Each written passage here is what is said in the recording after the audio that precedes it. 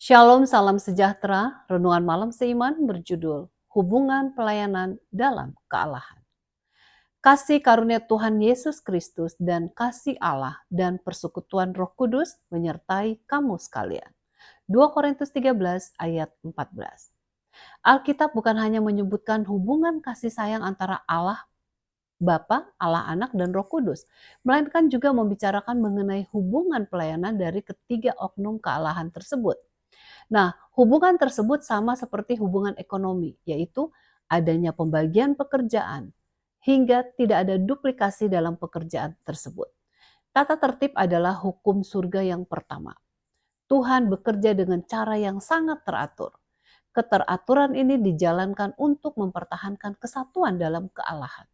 Bapa bertindak sebagai sumber, Anak sebagai pengantara, dan Roh sebagai pelaksana atau yang mewujudkan.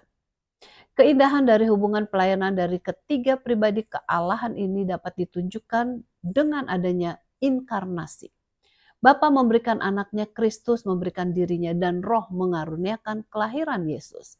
Yohanes 3 ayat 16, Matius 1 ayat 18 dan 20. Kesaksian malaikat kepada Maria dengan jelas menunjukkan aktivitas ketiganya dalam misteri Tuhan menjadi manusia sebagaimana yang tertulis dalam Lukas 1 ayat 35.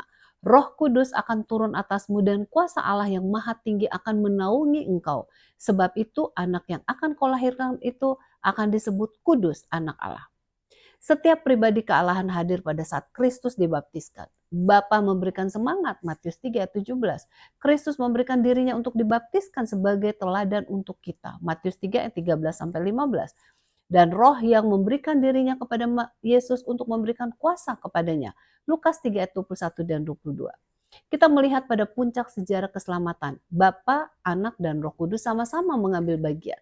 Misalnya, Yesus berjanji akan mengirimkan Roh Kudus sebagai penasehat atau penolong, Yohanes 14 ayat 16. Beberapa jam kemudian ketika tergantung di kayu salib, Yesus berseru, "Allahku, Allahku, mengapa engkau meninggalkan aku?" Matius 27 ayat 46. Sekarang ini Bapa dan Anak menjangkau kita melalui Roh Kudus. Yesus berkata dalam Yohanes 15 ayat 26, "Jikalau penghibur yang kuutus dari Bapa datang, yaitu Roh kebenaran yang keluar dari Bapa, ia akan bersaksi tentang aku." Bapa dan Anak mengirimkan Roh untuk menyatakan Kristus kepada setiap orang. Dengan demikian beban besar dari Trinitas adalah untuk membawa pengetahuan tentang Tuhan dan Kristus kepada semua orang. Yohanes 17 ayat 3.